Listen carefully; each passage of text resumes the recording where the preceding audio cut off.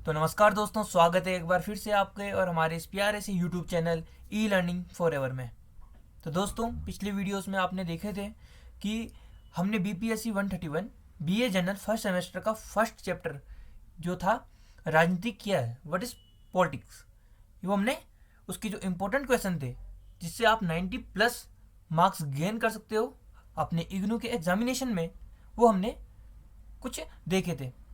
अब इसकी उसी श्रृंखला में, उसी सीरीज में हम आगे बढ़ रहे हैं और BPSC 131 BA general first semester जो कि राजनीति सिद्धांत का परिचय, इंट्रोडक्शन टू पॉलिटिकल थ्योरी का जो सेकंड चैप्टर है वो है राजनीति सिद्धांत क्या है, व्हाट इज पॉलिटिकल थ्योरी। उसके जो मोस्ट इंपॉर्टेंट क्वेश्चन है जिनकी आशंका है कि वो एग्जामिनेशन में पूछे जाएंगे और उनकी ही सहायता से आप 90 प्लस स्कोर कर सकोगे अपने इग्नू की एग्जामिनेशन में। तो वो इम्पोर्टेंट क्वेश्चन कौन से हैं, इनके बारे में आज हम बात करने वाले हैं, डिस्कस करने वाले हैं।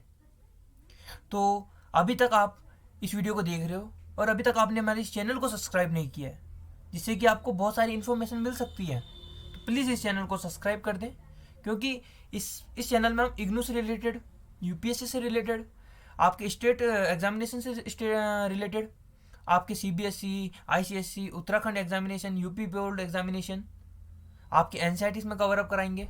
यूपीएससी का जो आपका डेली जो करंट अफेयर्स की क्लासेस होंगी वो आपके यहाँ पर आएंगी।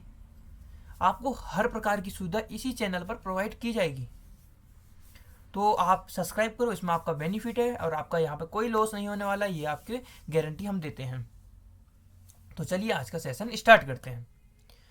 तो दोस्तों, आज हम यहाँ पे सेकंड चैप्टर ले रहे हैं, वो है राजनीतिक सिद्धांत क्या है, व्हाट इज पॉलिटिकल थ्योरी। तो चलिए इनके प्रश्नों पर नजर डालते हैं। तो इस श्रृंखला में पहला प्रश्न है जो वो है राजनीतिक सिद्धांत से आप क्या समझते हैं। ये एक सिंपल सा क्वेश्चन है और यूनिक क्वेश्चन है जो कि हर बार परीक्षाओं में आमतौर पर पूछा जाता है। तो इसमें आपको सिंपल सी एक तो इसकी परिभाषा क्या है वो लिख देनी है, जो कि परिभाषा एक नहीं होती, अनेक होती है, लेकिन एक स्पेसिफिक परिभाषा होती है जो कि आप आमतौर पर प्रयोग करते हैं। तो वह परिभाषा आप कुछ इस प्रकार से लिख सकते हैं: राजनीतिक सिद्धांत एक परिकल्पना और तथ्य ज्ञान है जो राजनीतिक क्या है से संबंधित है। यह राजनीतिक समस्याओं का अन्वेषण करती है। मतलब एक सिद्धांत है जिसके आधार पर आप राजनीति करते हो, ठीक है।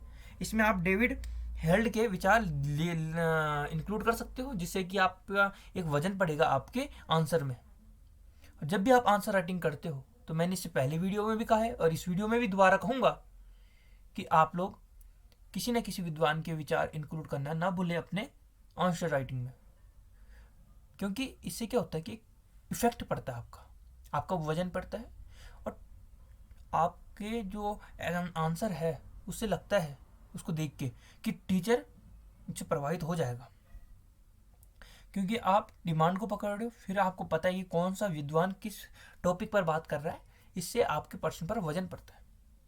तो ये क्वेश्चन आम सा है जो कि आप आसानी से कर दोगे, ठीक है। इसमें तथ्यात्मक, वर्णनात्मक जो 3 श्रृंखलाएं हैं, अनुभाविक अध्ययन है, नैतिक अवयव है, इसको इंक्लूड करना ना भूलें और आपका क्वेश्चन 100% सही होने की पूरी चांसेस रहेंगे अगर आप इन चीज़ों को करते हो। प्रश्न क्रमांक 2, राजनीतिक सिद्धांत का दूसरे अंतर संबंधित शब्दों में अंतर करें। इस क्वेश्चन को आप पहले समझने का प्रयास कीजिए। जो राजनीतिक सिद्धांत का दूसरे अंतर संबंधित शब्दों में अंतर स्पष्ट कीजिए। मतलब जो राजनीतिक सिद्धांत है उसका किसी और सिद्धांत से अंतर स्पष्ट करना आपको। जैसे कि मैं आपको कुछ एग्जांपल दूं, इसके 4 इंपॉर्टेंट फेज हैं जो मैं आपको बताऊँ, पागम इसे कह सकते हैं आप। जैसे राजनीतिक सिद्धांत और राजनीतिक विज्ञान में अंतर, समझ रहे हो ना। जो राजनीतिक सिद्धांत है और दूसरा राजनीतिक विज्ञान है, इन दोनों के बीच आपको अंतर करना है, ठीक है। जो दूसरा है आपका वो है राजनीतिक सिद्धांत और राजनीतिक दर्शन के बीच अंतर करो। तीसरा, राजनीतिक सिद्धांत और राजनीतिक चिंतन के बीच अंतर आपको करना होगा। चौथा है राजनीतिक विचारधारा और राजनीतिक सिद्धांत के बीच अंतर। तो इस क्वेश्चन का जो डिमांड है, मतलब आपको राजनीतिक सिद्धांत के और दूसरे किसी सिद्धांत का अंतर आपको निहित करना है। जैसे आपका एक दर्शन हो गया, आपकी अवधारणा हो गया, आपका राजनीतिक विज्ञान हो गया और आपका राजनीतिक सिद्धांत और चिंतन में अंतर आपको यहाँ पर करना होगा, और इतना सा करके आपके अच्छे नंबर आ जाएंगे। तो प्रश्न क्रमांक 3, राजनीतिक सिद्धांत की प्रासंगिकता के बारे में वस्तु अथवा तथ्य पर चर्चा करें। तो इसकी प्रासंगिकता क्या है, ठीक है, ये क्यों है, ये क्या है, मतलब ये अपना जो प्रासंगिकता है वो कहाँ कहाँ पर करता है, मतलब ये क्या है और ये क्यों है। आपको केवल इतना अगर आप ये समझ जाते हो कि इसका कहाँ पर यूज़ हमको करना है, इसकी कहाँ पर प्रासंगिकता है, मतलब आपको इसकी ज़रूरत क्यों पड़ती है, इसकी प्रासंगिकता क्यों महसूस होती है, आपको ये यहाँ पर इंक्लूड करना है। तो अगला क्वेश्चन देखते हैं जो है प्रश्न क्रमांक 4। राजनीतिक सिद्धांत की अनुभवजन्य और मानक धारणाओं के बीच अंतर करें। एक होता अनुभवजन्य टर्म और एक होता मानक धारणा। मानक धारणाएं होती है जो आदर्श धारणाएं आपके बीच में चलती है, जिसे नॉर्मेटिव पॉलिटिकल थ्योरी भी कहा जाता है। इसमें आप लोग दार्शनिक प्रकृति के जो है हमारे, उनके विचार इंक्लूड कर सकते हो, जैसे ग्रीक राजनीति से लेकर वर्तमान समय तक सार्वजनिक राजनीति चिंतन की एक संतुष्ट परंपरा रही है, इस प्रकार के विचार, ठीक है। और इसमें आप जो आप मेन आपको जो इंक्लूड करना है वो नैतिक शास्त्र है आपका, दर्शन शास्त्र है आपका, ठीक है, इनको आपको इंक्लूड करना है, ठीक है। वो भी कौन से पक्ष में, मानक धारणाओं के पक्ष में। और जो अनुभवजन्य है उनमें आपको हम बता दें कि आपको इसमें जो यूनिक है भविष्यवाणी, ठीक है, जैसे कि आपको पता होगा अनुभवजन्य जैसे भविष्यवाणी है, ठीक है। और यह ध्यान देने योग्य है कि अनुभविक वैज्ञानिक सिद्धांत ने दर्शन शास्त्र से नाता तोड़ लिया। ये जो टर्म है ना, ये आपके इस क्वेश्चन को पूरा डिफाइन कर देगा। ये कह रहा है कि अनुभविक वैज्ञानिक सिद्धांत ने दर्शन शास्त्र से नाता तोड़ दिया, मतलब ये किसी भविष्यवाणी को नहीं मानता है, ये बस एक्सपीरियंस को मांगता है जो कि आपके बीच में घटित हो रहा है, जिसको आप महसूस कर पा रहे हो उसको ये मानता है। यही ये पूरी साइंस की बात कर रहा है, जो मानक धारणा है वो आपके दर्शन शास्त्र की बात कर रही है। इतना ही इसके बीच में एक अंतर है मुख्य रूप से। मेरे को लग रहा है आपको समझ आ चुका हो। अब बढ़ते हैं अगले प्रश्न की ओर, जो कि प्रश्न क्रमांक 5।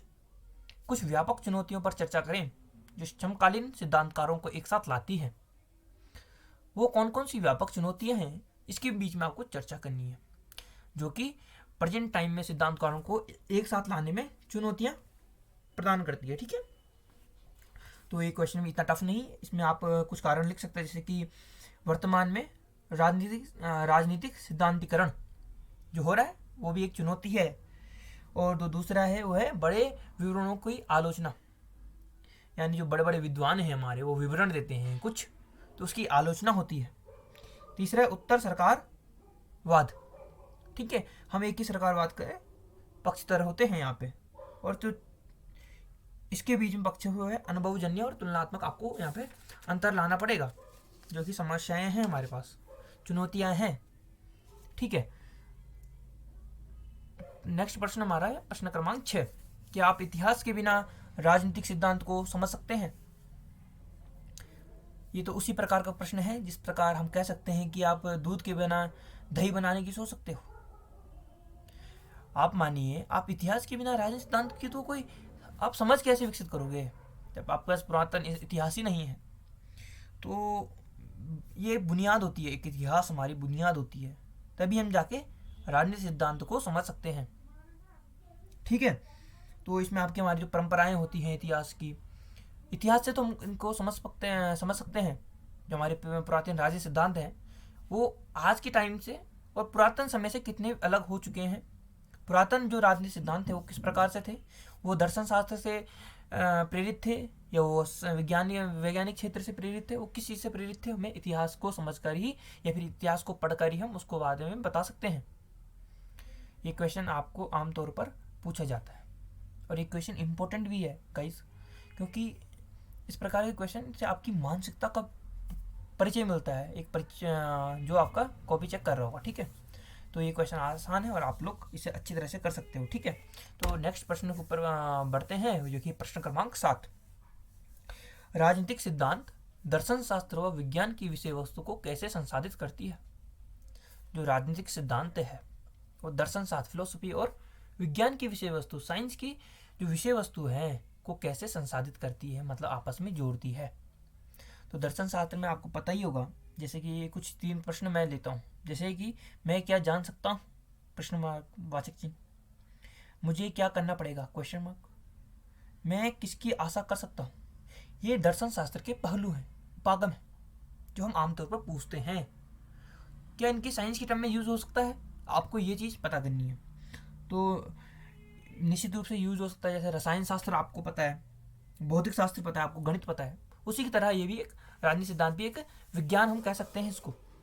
ठीक है, आप इसको पढ़िए, अच्छी तरह से पढ़िए, फिर इसका आंसर आप अच्छी तरह से लिख सकते हैं।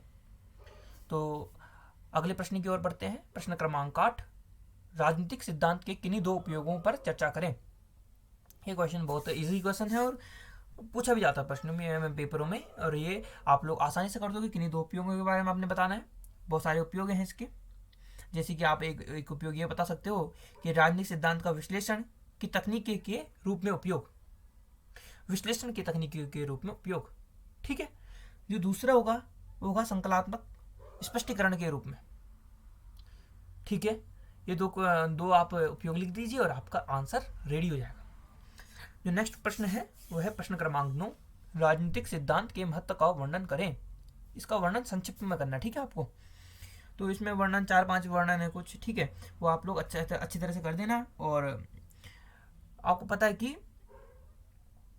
किसी भी अध्ययन के विषय की शुरुआत सिद्धांत के बिना नहीं हो सकती। ठीक है, ये लाइन लिखना ना भूलना, क्योंकि डिमांड है। क्वेश्चन की डिमांड को अगर आपने पकड़ दिया ना, तो आपका क्वेश्चन 100% सही होने से कोई नहीं रोक सकता। क्योंकि राजनीतिक सिद्धांत के महत्व को आपको बताना है, तो सिद्धांत को पहले पकड़िए। राजनीति तो अलग विषय है, लेकिन सिद्धांत हर चीज़ में सेम रहता है। जैसे चाहे वो भौतिक सिद्धांत हो गए आपके, ठीक है, जो गणित में भी होते हैं वो सिद्धांत तो होते हैं, लोग उसके सिद्धांत को पकड़ते हैं, जटिलता को पकड़ते हैं, क्या हमको किसके अनुरूप चलना है उसको पकड़ते हैं। तो सिद्धांत के बिना किसी भी अध्ययन के विषय की शुरुआत हम कहीं कर सकते हैं। ये बहुत अच्छा टर्म है और इसका यूज़ आप अपनी परीक्षा में कर सकते हैं। प्रश्न क्रमांक 10 की ओर बढ़ते हैं, जो है राजनीतिक सिद्धांत के विभिन्न दृष्टिकोणों पर चर्चा करें। तो राजनीतिक सिद्धांत के जो विभिन्न दृष्टिकोण हैं उनके विषय पर आपको चर्चा करनी है। जैसे आपका ऐतिहासिक दृष्टिकोण हो गया, आपका ग्रीक में अलग दृष्टिकोण था, ठीक है, सामान्य और अनुभवजन्य अलग दृष्टिकोण होते हैं। जैसे मैंने आपको दर्शन शास्त्र बताया सामान्य, ठीक है, वो पुरातन था। अब हमारा वैज्ञानिक दृष्टिकोण हो गया है, ठीक है, ऐतिहासिक भी अलग है, ठीक है।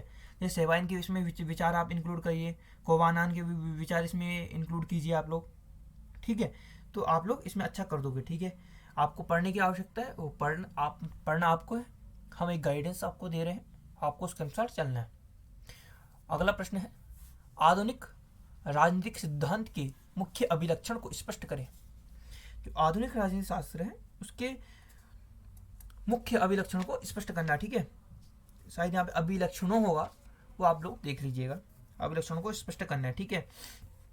तो इसके जो मुख्य अभिलक्षण है वो कुछ 5-6 अभिलक्षण है आपके मुख्य, उसको आपको बताना है इसमें, ठीक है। इसमें एक आदर्शवादी भी है, ऐतिहासिक भी है। और जो आधुनिक राजनीतिक सिद्धांत है उसके 2 विरोधी वर्गों में विभाजित किया जाता है इसको, ठीक है, वो आपको पढ़ना है। और इसमें आपके जो 5 और 6 जो इम्पोर्टेंट जो तथ्य हैं उनको आप इंक्लूड कीजिएगा। जैसे कि एक है, कार्य प्रणाली को आत्मसचेत, सुव्यक्त और परिणामात्मक होना पड़ता है। तो इनको आपको इंक्लूड करना पड़ेगा। ये तो आपको पढ़ोगे तभी जाके आप इसके अभिलक्षण को लिख सकते हैं, क्योंकि अभिलक्षण में आप चेंज नहीं कर सकते कुछ। देखो थीम तो वही होनी चाहिए ना, जो कि आपके प्रश्न की डिमांड है। तो आपको इसको पढ़ना पड़ेगा, फिर आप इसको अपने लिख सकते हो, ठीक है। अगर कोई समस्या होगी तो आप कमेंट बॉक्स में लिख सकते हो। फिलहाल बढ़ते हैं प्रश्न क्रमांक 12 की ओर।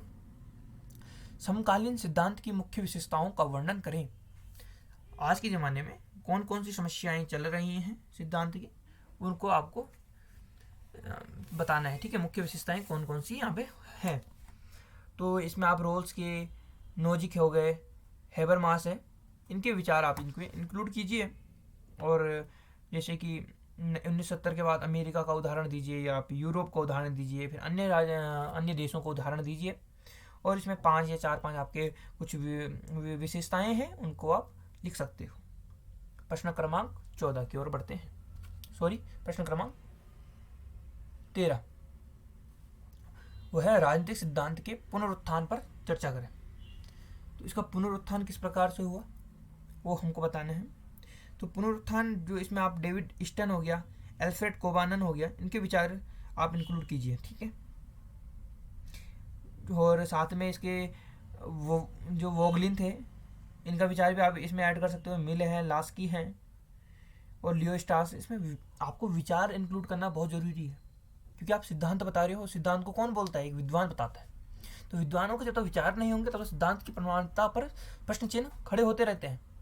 इसलिए आपको विद्वानों के विचार इंक्लूड करना बहुत ही आवश्यक हो जाता है इस कंडीशन में, क्योंकि आप सिद्धांत की वास्तविकता को परख रहे हो, तो आपको विद्वानों के विचार इंक्लूड करना मस्ट है। नेक्स्ट क्वेश्चन है प्रश्न क्रमांक 14, जो कि आज का अंतिम प्रश्न होगा। राजनीतिक सिद्धांत की आवश्यकता पर विचार प्रस्तुत करें। कि ये राजनीतिक सिद्धांत की आवश्यकता क्यों है, इस पर विचार आपको प्रस्तुत करने हैं। जैसे जो राजनीतिक सिद्धांत को आधुनिक राजनीति का पहला स्वरूप माना जाता है, जो राजनीतिक सिद्धांत है उसको आधुनिक राजनीति का प्रथम स्वरूप माना जाता है। राजनीतिक सिद्धांत में अपने आप 3 गुणों को समाहित किए हुए, ठीक है, ये अपने आप में 3 गुणों को समाहित किए हुए हैं, जो कि इस प्रकार है: अनुभवजन्य है, तर्क शक्ति है, नैतिकतावाद है। उदाहरण के लिए 2 और 2 मिलकर 4 होते हैं। जो नैतिकतावाद है वो एक राजनीतिक सिद्धांत की, मैं बोल सकता हूँ, एक आत्मा होती है। तर्क शक्ति है, उसका परीक्षण करने का तरीका है। अनुभवजन्य है, जो उसके वैज्ञानिक पक्ष हैं। आपको इन सबको इंक्लूड करके इसकी आवश्यकता पर विश्लेषण करना है, ठीक है। और आवश्यकता पर विश्लेषण करने के पश्चात आप इसमें फिर आपको इसमें कार्ल मार्क्स के जैसे विचार हो गए, अरस्तु के हैं, प्लेटो के हैं, हॉब्स के हैं, लॉक के हैं, डेविड स्टन है, आपका एलन है, एजे काले हैं, डनिंग है, सेवाइन है, तो इनके विचार आपको इंक्लूड करने हैं। तो कुल मिलाकर जो ये राजनीतिक सिद्धांत क्या है, इसमें आपको 2-3 चीज़ें मैं बता दूं इसमें क्या इंपॉर्टेंट है।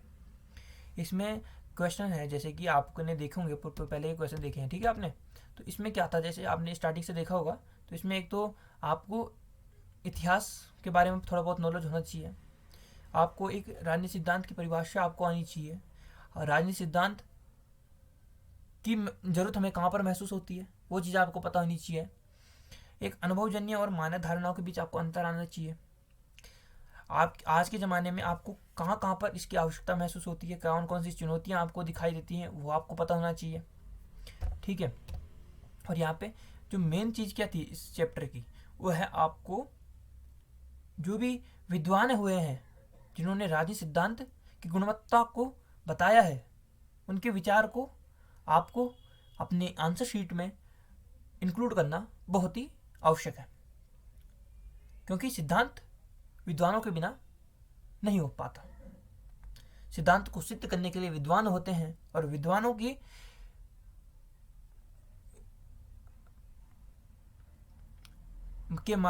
के माध्यम से ही सिद्धांत का रूप दिखाई देता है, ठीक है। तो आज के जो इस प्रकार के जो हमारे प्रश्न थे वो कंप्लीट हो चुके हैं। ये इंपॉर्टेंट क्वेश्चन है, आप इनको तैयार कीजिएगा, 90+ स्कोर आपके कंफर्म, ठीक है। तो मिलते हैं किसी और वीडियो में। आपको वीडियो अच्छी लगी हो तो शेयर कीजिए, इस वीडियो को लाइक कर दें, कमेंट बॉक्स में आप कुछ ना कुछ टाइप जरूर कीजिएगा, ताकि हमें आपका रिस्पॉन्स मिलता रहे समय समय पर। तो e learning for ever YouTube channel को सब्सक्राइब कर दें। बाकी के लिए घर पर रहिए, सुरक्षित रहिए। हमारे द्वारा पढ़ाए गए अध्ययन की सामग्री अगर आपको किसी भी सोर्स में चाहिए तो आप कमेंट बॉक्स करें, तभी हम ये टेलीग्राम पे अपलोड करेंगे, अन्यथा आपके बिना हम इसमें अपलोड नहीं करने वाले हैं। आप बता दिए हमें कि ये कमेंट बॉक्स आपका है, बता दीजिए आपको कौन सी सामग्री चाहिए।